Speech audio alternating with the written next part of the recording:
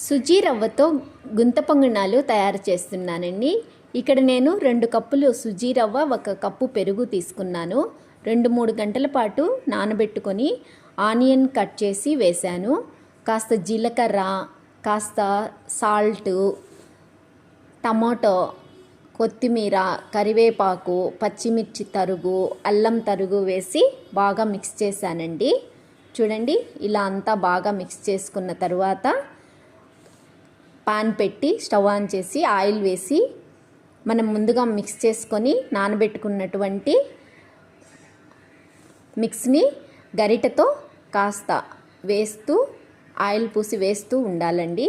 ఇలా మొత్తము అంతా ఫిల్ చేసిన తర్వాత మూత పెట్టి కుక్ చేయాలి. చూడండి, ఇలా అంతా ఫస్ట్ ఆయిల్ పట్టించేసి ఒక్కొక్క గరిట వేసి మూత పెట్టేయాలి. చూడండి, ఇలా అంతా వేసిన తర్వాత మూత పెట్టేసి లో ఫ్లేమ్లో పెట్టి కుక్ చేయాలండి. పైన కాస్త ఆయిల్ వదలాలి. ఇలా వదిలిన తర్వాత లో ఫ్లేమ్లో పెట్టి కుక్ చేసుకుంటే లోపల పిండి పిండిగా లేకుండా స్లోగా కుక్ అవుతుంది.